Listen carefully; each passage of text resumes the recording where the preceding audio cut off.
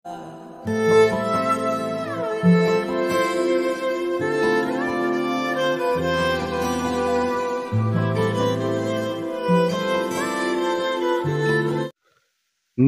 పిలుపు వలన నేను నశించిపోలేదు, నీ ప్రేమ ఎన్నడు నన్ను విడువాలేదు, నీ కృప కాచుట వలన జీవిస్తున్నాను, నీ ప్రేమకు సాటి లేదు, నీ కృప కాచుట వలన జీవిస్తున్నాను, నీ ప్రేమకు సాటి లేదు.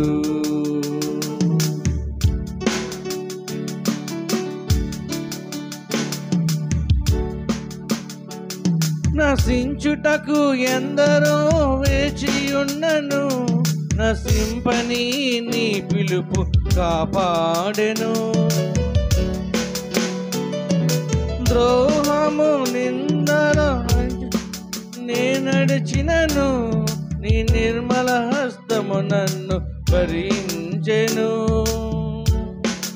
యజమానుడా, నా యజమానుడా, నన్ను పిలిచిన యజమానుడా, యజమానుడా, నా యజమానుడా, నన్ను నడిపించే యజమానుడా.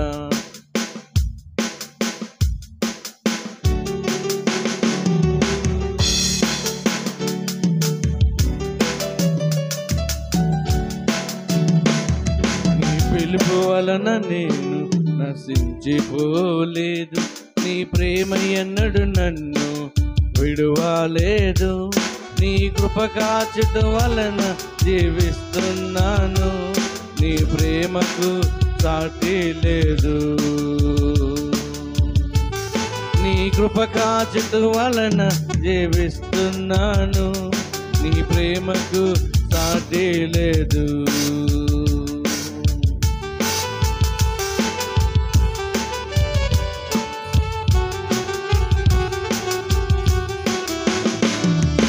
మనుషులు మూసిన తలుపులు కొన్నైనను, నాకై నీవు తెరిచినవి అనేకములు, వేదనతో నిన్ను విడిచి పరిగెత్తినను, నన్ను వెంటాడి నీ సేవను చేసితివి.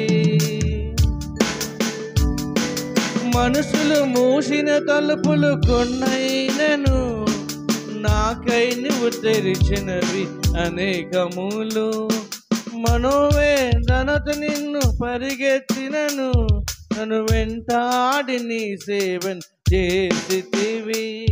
ఆధారమా, నా దైవమా, పిలచిన ఈ పిలుపుకు కారణమా, ఆహాహా, నా దైవమా, పిలచిన ఈ పిలుపు కారణమా, నీ పిలుపు వలన నేను నశించిపోలేదు, నీ ప్రేమ ఎన్నడు నన్ను విడువాలేదు, నీ కృప కాచుట వలన జీవిస్తున్నాను, నీ ప్రేమకు సాటి లేదు, నీ కృప కాచుట వలన జీవిస్తున్నాను, నీ ప్రేమకు సాటి లేదు, నీ ప్రేమకు సాటి లేదు. ఆనందించు దేవుడవు కావు, చెడుతనమునకు నీ యొద్ద చోటు లేదు. దేవునికి మహిమ కలుగును గాక. హల్లెలూయా, హల్లెలూయా. మరి ఈ వాక్య భాగంలో కొంతమందికి అర్థమైంది, కొంతమందికి అర్థం కాలేదు.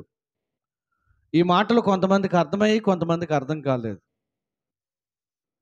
దుష్టత్వమును చూచి ఆనందించి దేవుడు కావు, చెడుతనమునకు నీ యొద్ద చోటు లేదు. ఈ మొక్క అర్థమైంది, కానీ పై మొక్క మనకి అర్థం కాలేదు. మీకు అర్థం అవడానికి మన ఎదుటనే మనకు అపాయం చేసిన వాళ్ళు ఉన్నారు, మన ఎదుటనే మనల్ని మోసం చేసిన వారు ఉన్నారు. వారిని ఎప్పుడు మనం చూసినా సరే, ఎంత మోసం చేసినా సరే దేవుడు ఎలా ఊరుకుంటున్నాడో కదా.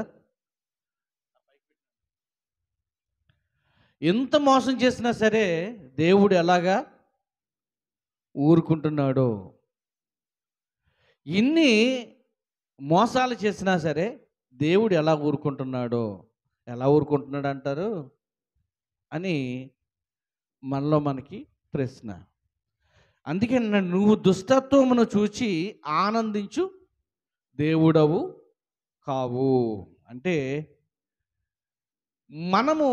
మనకి ఎవరైనా మోసం చేస్తే ఆ మోసాన్ని చూసి దేవుడు భలే మోసం జరిగింది అని చప్పట్లు కొట్టే దేవుడు కాదు. అలాగే వారికి పనిష్మెంట్ ఇవ్వకుండా వదిలిపెట్టే దేవుడు కాదు. ఇందాక పాస్టర్ గారు చెప్పారు, వాళ్ళకి పనిష్మెంట్ ఉంటుంది, కాకపోతే సమయం ఉంటుంది, ఆ సమయం వచ్చే వరకు వేచి చూడాలని చెప్పారు. ఇప్పుడు మనం చదువుకునే వాక్య భాగంలో నీవు దుష్టత్వమును చూచి ఆనందించు దేవుడవు కావు అంటే, మోసం చేస్తూ ఉన్న వారిని చూసి ఆనందించే దేవుడు, భలే మోసగిస్తున్నాడు రా వీడు, భలే మోసగిస్తుందిరా, భలేగా డబ్బు దోచేస్తుంది, భలేగా డబ్బు దోచేస్తున్నాడు వీడు అని ఆనందించే దేవుడు కాదు. అవి చూసి ఆనందించే దేవుడు కాదు. మరి ఎలాగా? మనుషులు ఏమనుకుంటారంటే వెంటనే పనిష్మెంట్ చేయాలని కోరుకుంటారు, వెంటనే పనిష్మెంట్ వచ్చేయాలని కోరుకుంటారు. ఇప్పుడు తల్లి తన కొడుకు తప్పు చేశాడంటే వెంటనే ఇస్తుంది పనిష్మెంట్. భార్య తప్పు చేసిందంటే భర్త వెంటనే ఇస్తాడు పనిష్మెంట్. ఇలా వెంటనే జరిగేవి మనుషులు చేస్తారు, వెంటనే పనిష్మెంట్ ఇచ్చేవి, వెంటనే పనిష్మెంట్ జరిగేవి మనుషులు చేస్తారు. దేవుడు అలా చేయడు. ఏం చేస్తాడంటే ఆ పనిష్మెంట్ ఎప్పుడు ఇవ్వాలో దానికి సమయాన్ని నిర్ణయిస్తాడు, దానికి సమయాన్ని నిర్ణయిస్తాడు. ఎలా చెప్పగలరు పాస్టర్ గారు అంటే, ఆది కాలంలో ఇశ్రాయేలు ప్రజలు ఐగుప్తు నుంచి విడిపింపబడిన తర్వాత నానా రకాల పాపాలు చేసేవారు. విగ్రహారాధన చేసేవారు, వావి వరస లేకుండా వ్యభిచారం చేసేవారు, మోసం చేసేవారు, అబద్ధాలు ఆడేసేవారు, మోసాలు, ఇలాగ అన్ని రకాలు చేసేవారు. వారిని విడిపించిన వాడు దేవుడు, వారిని విడిపించమని పంపించిన వాడిని సేవకుడు మోషేను పంపించాడు. జాగ్రత్తగా గమనిస్తే సేవకుడు చెప్తున్నాడు, ఒరే బాబు ఇది తప్పురా, ఇది చేయకూడదురా అని చెప్తున్నాడు. ఇది తప్పు, ఇది చేయకూడదు. మనల్ని విడిపించి నడిపించిన దేవుడు మనకు ముందుగా తోడుగా నడుస్తున్నాడు. మనం ఆయనను తప్పించి వేరే వారిని సేవించరాదు. ఆయన మాట తప్పించి వేరేది మనము పాటించకూడదు. దేవుడు ఏం చెప్తే అదే చేయాలని మోషే చెప్తుండేవాడు. మోషే మాటలు కూడా పక్కన పెట్టేసి వీరి సొంత ఆలోచనలు చెప్ప నడిచేవారు. అందుకే బైబిల్ చాలా చోట్ల వీరు లోబడనొల్లని ప్రజలు అని అన్నాడు. దేవునికి మహిమ కలుగును గాక. అంటే లోబడలేదు మాటకు, నాయకుడు మోషే చెప్పిన మాటకు లోబడలేదు. మనల్ని విడిపించిన వాడు ఆయన, మనల్ని నడిపించేవాడు ఆయన, మనల్ని పోషించేవాడు ఆయన, మనల్ని సంరక్షించేవాడు ఆయన. ఆయన మాట కాదని మన సొంత ప్రయత్నాలు, మన సొంత ఆలోచనలు నెరవేర్చుకుందాం అనుకున్నారు. అది జరగదు అని మోషే చెప్తా ఉన్నప్పటికీ కూడా అలాగే చేసేవారు. దేవుడు కూడా చూస్తున్నాడు, ఇదంతా కూడా దేవుడు కూడా చూస్తున్నాడు. చూసి ఆ చూసిన వెంటనే పనిష్మెంట్ ఇవ్వలేదు. దానికి ఒక సమయం వచ్చింది. ఆ సమయం వచ్చేసరికి పిట్టల్లాగా రాలిపోతున్నారు. ఏంటి కారణం అంటే సమయం వచ్చేసింది. దేవునికి మహిమ కలుగును గాక. హల్లెలూయా, హల్లెలూయా. బైబిల్ చాలా ఆ యొక్క సంఖ్యాకాండము, ఆ నిర్గమకాండం అంతా చదువుకుంటుంటే, నిర్గమకాండం అంతా చదువుతుంటుంటే మనకి ఆ ఇశ్రాయేలీయులు నడిపించడం, వాళ్ళు దేవునికి విరోధంగా తిరగడం, దేవుని సేవకుడికి విరోధంగా మాట్లాడడం, ఈ మాటలన్నీ కూడా అక్కడ కనబడతాయి. ఆయన దగ్గర చెడుతనమునకు చోటు లేదు. ఆయన దగ్గర చెడుతనం చేసి, దేవా నువ్వు నన్ను రక్షించు అంటే రక్షిస్తాడు అప్పటికి. కానీ దానికి పనిష్మెంట్ ఏదో ఒక రోజున అనుభవించాల్సిందే. దేవునికి మహిమ కలుగును గాక. హల్లెలూయా. ఎంతమందికి అర్థమవుతున్నాయి నా మాటలు? దుష్టత్వమును చూసి ఆనందించు దేవుడు కాదు. అంటే మనం మోసం చేసి, మనం మోసపోయి, ఆయన భలే మోసపోయారని చూసి దేవుడు కాదు, భలే మోసం చేశారు అని చూసి ఆనందించే దేవుడు కాదు. కానీ ఆయన యొద్ద చెడుతనమునకు చోటు లేదు. దేవునికి మహిమ కలుగునుగాక. అక్కడ ఇశ్రాయేల్ ప్రజలు చేస్తున్న అంతా చెడు పనులే చేస్తున్నారు. అయినా సరే దేవుడు వారిని చూసి చూడంటగా సాగిపోతున్న సమయంలో ఇంకా ఎక్కువైపోయింది.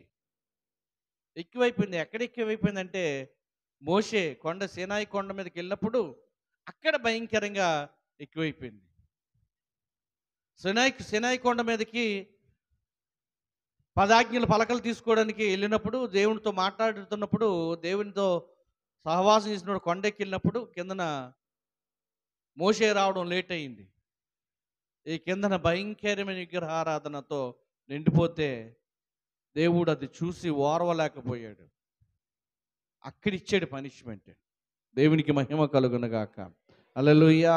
మరి ఆ రోజులోనే జరిగిందంటే మరి ఈ రోజులోనే జరగట్లేదంటే జరుగుతున్నాయి. ఈ రోజుల్లో కూడా జరుగుతాయి కూడానా. అది ఎవరైనా సరే ఆయన దృష్టిలో అందరూ సమానులే. ఆయన గొప్పవారు, వీళ్ళు డబ్బున్నోళ్ళు, వీళ్ళ భూములు ఉన్నోళ్ళు, వీళ్ళు పేదోళ్ళు, వీళ్ళు రెడ్లు, వీళ్ళు రాజులు, వీళ్ళు కాపులు, ఫలానా ఆయనకు కులభేదాలు ఏమీ లేవు, వర్ణాలు ఏమీ లేవు, రంగులేమీ లేవు. ఆయన దృష్టిలో అందరూ సమానమే. ఏదో ఒక దినంన అప్పటికి మనము ఏ స్థితిలో ఉంటామో తెలియదు, కానీ మనం ఆరోగ్యంగా ఉన్నప్పుడే, లేదంటే మనకి అన్నీ ఉన్నప్పుడే ఆ పనిష్మెంట్ ఏదో ఇప్పుడే ఇచ్చేయండి అని మనం కోరుకుంటే దేవుడు ఆ యొక్క అప్పటికి కూడా ఇచ్చేయాలని రూల్ ఏం లేదు, కానీ ఆయన సమయం వచ్చిందంటే ఆ పనిష్మెంట్ తప్పనిసరిగా ఇచ్చేస్తాడు. దేవునికి మహిమ కలుగునగా. ఎందుకు అంటే నువ్వు చేసిన దోషమును బట్టి, నువ్వు చేసిన పాపమును బట్టి, నువ్వు చేసిన మోసమును బట్టి దేవుడు వెంటనే దానిని పనిష్మెంట్ను చూపిస్తాడు. దేవునికి మహిమ కలుగునగాక. ఆ పనిష్మెంట్కి విమోచన కావాలి. నువ్వు చేసిన పాపమునకు విమోచన కావాలి. నువ్వు మాట్లాడిన మాటలకు విమోచన కావాలి. నువ్వు చేసిన మోసమునకు దానికి రెమెడీ కావాలి. ఆ రెమెడీ ఏంటంటే యేసు ప్రభు పాదాలు పట్టుకొని, ప్రభువా నేను ఫలానాది చేశాను, నువ్వు ఎప్పుడైతే ఫలానా మోసం జరిగింది, ఫలానా మోసం చేశాను అని నువ్వు ఎప్పుడైతే ఆయన పాదాలు పట్టుకొని ఏడవగలుగుతావో దానికి రెమెడీ వెంటనే ఆయన చూపిస్తాడు. దేవునికి మహిమ కలుగునుగాక. హల్లెలూయా, హల్లెలూయా. ఈ రోజుల్లో ఆ మాటలేవి లక్ష్యం ఉండదు జనాలకి. మనం సంతోషంగా ఉన్నాము, మనం క్షేమంగా ఉన్నాము, మనకు అన్నీ సాగిపోతున్నాయి, మనం చేసిందే కరెక్టు అని అనుకుంటారు. కానీ లేదు లేదు లేదు లేదు అది అది అది ముమ్మాటికి తప్పే. అది ముమ్మాటికి తప్పే. ఎందుకనంటే ఆ నీతిమంతులలో లిస్టులో నువ్వు ఉన్నావు అనుకుంటున్నావు, కానీ కాదు. నీతిమంతుల లిస్టులో ఉన్నావో లేదో అది తేల్చడానికి నీ వల్ల నా వల్ల కాదు. అది ఎవరు తెలుస్తారంటే దేవుడు తెలుస్తాడు. దేవునికి మహిమ కలుగును గాక. ప్రతి ఒక్కడు కూడా అనుకుంటాడు, మోసం చేసినవాడు మోసపోయినవాడు కూడా ఇద్దరు అనుకుంటారు. మోసం చేసినవాడు అనుకుంటాడు, మోసపోయినవాడు కూడా అనుకుంటాడు, దేవా ఎప్పుడు నువ్వు వారికి పనిష్మెంట్ ఇస్తావు అంటాడు. మోసపోయినవాడు అంటాడు, ఎప్పుడు దేవా పనిష్మెంట్ ఇస్తావు అంటాడు. మోసపోయినాడు అంటాడు, ప్రభా ఇదిగో ఆడే నన్ను మోసం చేశాడు, వాడికి ఎప్పుడు ఇస్తావు పనిష్మెంట్ అంటాడు. ఇద్దరు అడుగుతారు. ఇద్దరు, మోసపోయినవాడు అడుగుతాడు, మోసపోయినవాడు కూడా అడుగుతాడు, మోసం చేసినవాడు కూడా అడుగుతాడు. ఇద్దరు అడుగుతారు. కానీ ఎవరు ఏ మోసం చేశారు, ఎవరు ఏ మోసపోయారా అని ఆయన దృష్టిలో ఉంటుంది, ఆయన చేతిలో ఉంటుంది. అప్పుడు దానికి న్యాయం తీరుస్తాడు. దేవునికి మహిమ కలుగు.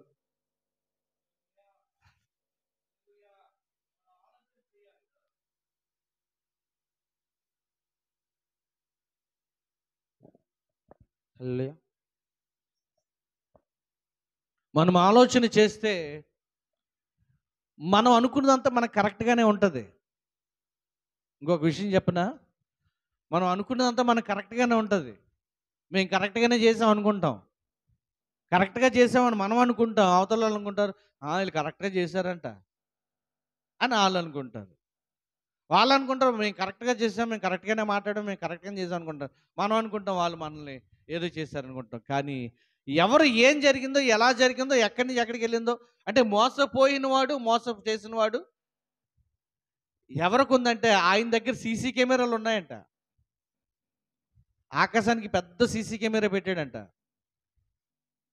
ఆయన ఇంట్లో జరిగింది తెలుస్తుంది, బయట ఓపెన్గా జరిగింది తెలుస్తుంది, అంతా ఆ సీసీ కెమెరాలో రికార్డ్ అవుతుంది. ఆ సీసీ కెమెరాలు ఎప్పుడైతే ఎప్పుడు నువ్వు తెలుస్తుంది అంటే నువ్వు ఆయన దగ్గరికి వెళ్ళినప్పుడు ఆ సీసీ కెమెరాలు తెరవబడితే అప్పుడు అక్కడ నీకు ఉంటుంది తీర్పు. నువ్వైనా సరే, నేనైనా సరే, అక్కడ ఆ తీర్పు ఉంటుంది. దేవునికి మహిమ కలుగును గాక. ఆయన దగ్గర చెడుతనమునకు చోటు లేదు. చెడుతనమునకు చోటు లేదు. పాపము చేయి వారందరూ కూడా అసహ్యులు, డాంబికులు నీ సన్నిధిని నిలవలేరు. ఆయన సన్నిధిలో నిలబడలేరంట. డంబంగా ఉండేవారు. డంబంగా ఉండేవారు ఎలా ఉంటారు? డంబంగా ఉండేవారు ఎలా ఉంటారు చెప్పండి? డంబంగా అంటే ఒక ఉదాహరణకు తాజ్మహల్ హోటల్, తాజ్మహల్ బిల్డింగ్ ఉంది కదా ఢిల్లీలో, ఆగ్రాలో. తాజ్మహల్ ఉందా? ఆగ్రా. తాజ్మహల్ ఆగ్రా ఉందా? అది మా తాత కట్టాడు. ఎవరు కట్టారు? మా తాత కట్టాడు. అప్పుడు టీ తాగడానికి డబ్బు లేక అమ్మేసాడు. ఇది డాంబికమైన మాటలు. అడ్డోట్లోని ఎకరం భూమి ఉండేది నాకు. విన్నోడు నిజం అనుకుంటాడు. డాంబికులు ఇదే. డాంబికులు ఆయన సన్నిధిలో నిలవరు. గొప్ప చెప్పుకునే వాళ్ళందరూ ఆయన సన్నిధిలో నిలవలేరు. దేవునికి మహిమ కలుగును గాక. హల్లెలూయా, హల్లెలూయా. ఆయన దగ్గర ఎప్పుడు కూడా చెడుతనమునకు చోటు లేదు. చాలామంది అనుకుంటారు చేసేవన్నీ చేసేస్తారు, మళ్ళీ యేసుప్రభు దగ్గరికి పోతారు. ఆలోచన చెయ్యండి. అలా అనుకుంటే తప్పే. యేసుప్రభు మంచోడు. ఆయన ఆయన ఆయన దగ్గర చెడుతనమునకు చోటు లేదు. ఆయన దగ్గర మంచికే చోటు. దేవునికి మహిమ కలుగును గాక. మరి చెడుతనమును చేసిన చాలామంది ఉన్నారు కదా బైబిల్లో. అంటే చెడుతనము చేసి కూడా దేవుడు వారిని క్షమించి ఇంకెన్నడూ ఆ పాపాలు చేయకు, ఇంకెన్నడూ ఆ చెడుతనం చేయకు, ఇంకెన్నడూ కూడా అలాంటి జోలికి వెళ్ళకు అని చెప్పి క్షమించి వారికి మరొక అవకాశం ఇచ్చాడు. అందుకని చెడుతనమునకు వారి చోటు లేదు. ఎంతమందికి అర్థమైన మాటలు? ప్రార్థన చేసుకుందాం కన్నులు మూసుకున్నట్లయితే.